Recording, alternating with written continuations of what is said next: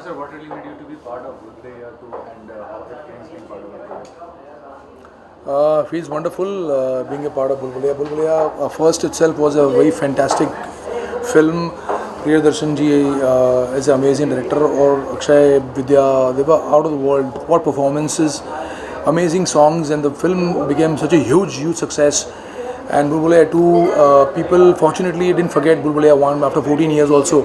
They still remember, and I think that's what worked in our favor.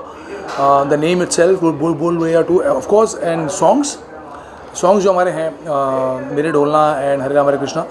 और Anjulika Manjulika this factor was the same otherwise the story was completely new nothing like the first one that's what I think worked in our favour and being a part of such a lovely franchise felt good ये जो sequel का format है ये कितना ज़्यादा आपको genuinely logical लगता है और एक दूसरे एक्टर के साथ सपोजली एक्टर हुआ है उनका सक्सेसफुल सीक्वल और फिर दूसरे सीक्वल में दूसरे एक्टर को कास्ट करना वो कहाँ पे logical it's not exactly a sequel it's a franchise I think थोड़ा फ़र्क है इसमें मैं मानता हूँ कि वो it's not exact the story is completely different a new एक कहानी पहले से पूरी अलग है कोई रिलेशन नहीं है दोनों में टाइटल जैसे मैंने कहा सेम है बुलबुलैया बट जो टेक है एज ए डायरेक्टर का जो टेक है वो पूरा अलग है और क्यों नहीं अगर व्हेन ए कंपनी फील्स के उनका ये जो प्रोडक्ट है वो दोबारा यूज़ हो सकता है एक नए फॉर्मेट में नए स्टाइल में और सक्सेसफुल हो सकता है तो आई थिंक उन्होंने जो सोचा वो सही था आज बुलबुलैया 2 भी सक्सेसफुल हो गई है तो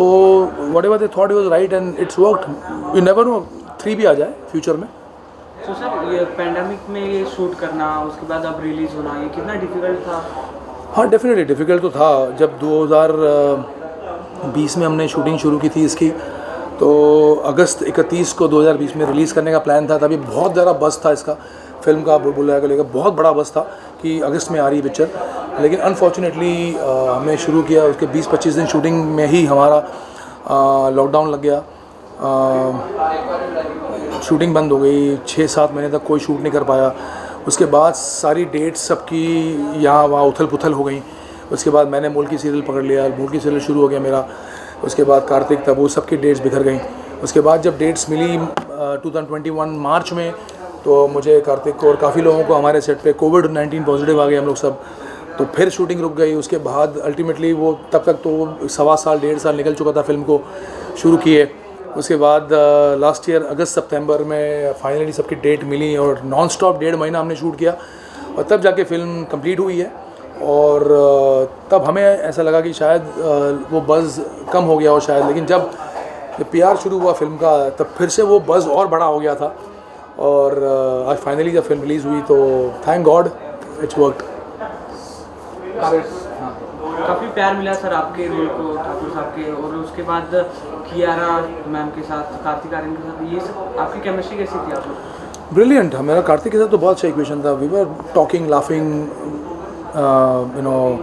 बातें हम लोग बहुत करते थे सेट के बीच में शॉट्स के बीच में तबू के साथ मेरे काफ़ी सीन्स थे तबू के साथ मेरे काफ़ी अच्छे हमारे सीन्स हुए हैं और स्पेशली अनीस भाई के साथ जब अनीस भाई सेट पे होते थे तब अनीस भाई अपनी बहुत सारी पुरानी फिल्मों की बातें इंडस्ट्री की बातें करके इतना हंसाते थे हमको उनके एक्सपीरियंसेस अनीस भाई ने तो 60 से ज़्यादा फिल्में लिखी हैं जो सुपर हिट्स हैं उन्होंने इतनी सारी सुपर हिट फिल्में डायरेक्ट करी हैं तो अनीस भाई का तजुर्बा सबसे ज़्यादा था इसमें अनीस भाई एक लेजेंड है अपने आप में और इतने बढ़िया उम्दा डायरेक्टर हैं जो इतने एक्सपीरियंस उनको है कि उनसे बातें हम सुनते थे तो इतना हम सीखते थे सुन के तो बहुत मज़ा आता था काम करने का उनके साथ वो जो हंसाते थे राजपाल और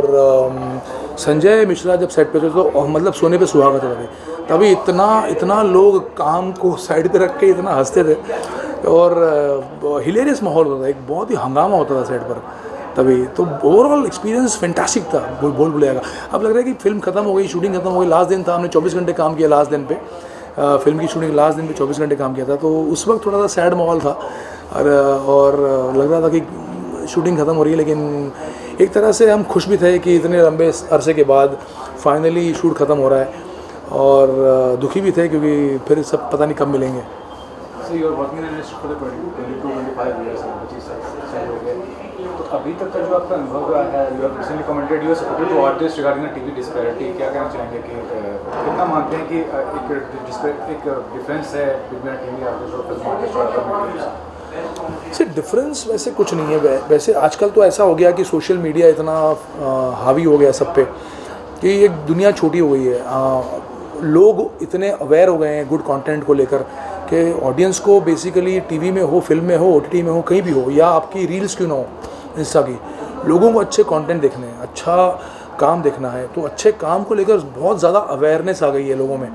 तो एक कंटेंट इज़ द किंग वाली जो बात है वो आज बहुत ज़्यादा लागू होती है, पहले भी थी, लेकिन लोगों के पास आज इतनी चॉइस है कि अगर आप अच्छा कंटेंट लेकर नहीं आते हो तो अच्छे अच्छे स्टार्स की फिल्म भी नहीं चलती हैं, या टीवी हो या फिर ओटीटी प्लेटफॉर्म पर हो। तो कंटेंट इज़ द किंग, और आपको लगातार as a producer, as a actor, आपको कंटेंट अच्छा लाना ही पड़ेगा टू सर्वाइव। सो मुल्की को काफ़ी प्यार मिला सर, इसके बारे में आपका क्या कुछ कहना है? और सेकंड थिंग, व्हाट अबाउट मुल्की सीजन 2? मुल्की जब हमने शुरू किया था तब एक अलग शो था, ऐसा सब्जेक्ट था जब किसी ने आज तक टच नहीं किया, जबकि लोगों को पहले ही इसके बारे में कुछ बना देना चाहिए था। मोल से खरीदी हुई दुल्हन, ये एक बहुत ही नया टॉपिक था इंडस्ट्री के लिए, ना कभी फिल्म बनी है, ना कभी टीवी पे सीरियल बनी है इसके बारे में, और बहुत ही सेंसिटिव सब्जेक्ट था ये। जब शुरू किया तब हमें ये नहीं अंदाज़ा था कि ये बच्चों में भी फेमस हो जाएगा ये शो,